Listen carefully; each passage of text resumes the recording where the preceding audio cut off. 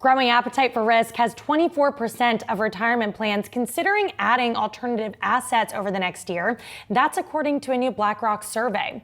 Joining me now, Caroline Feeney, Prudential Financial Global Head of Retirement and Insurance.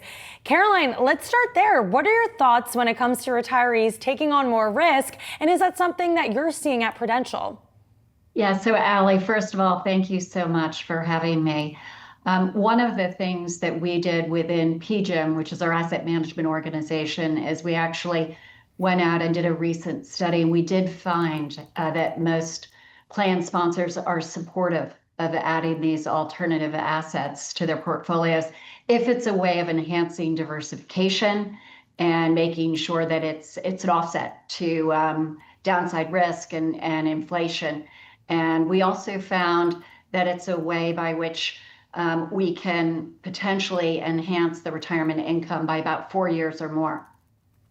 Now, some retirees may want to take on more risk, but the reality is that the average 55-year-old has less than $50,000 saved. That's according to your data. What does that mean for people approaching retirement, and what can they do if they feel behind? Yeah, so risk, obviously, Allie, very personal, depending on the person's situation, what they've already saved, their length until retirement. And yes, our study did show that 55-year-old Americans on average have less than 50,000. And the problem here is people are living longer, but that is woefully short of the recommended savings that people should have at this time. So at this point, what we recommend to individuals is seek the advice of a professional. We're really proud at Prudential to have 3,000 financial advisors who can help people navigate their own personal journey. So what's the level of risk they can accept?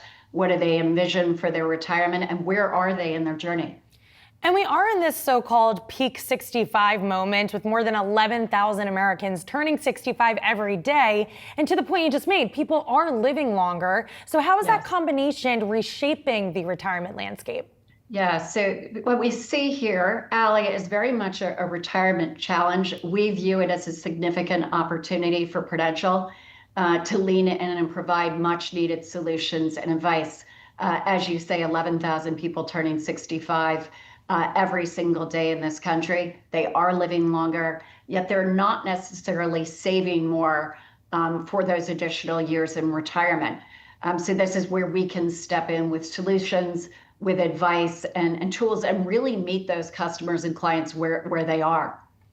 And for someone watching right now who does feel unprepared, maybe they're in their 50s or early 60s, what are the first steps that they should be thinking about in order to build more security?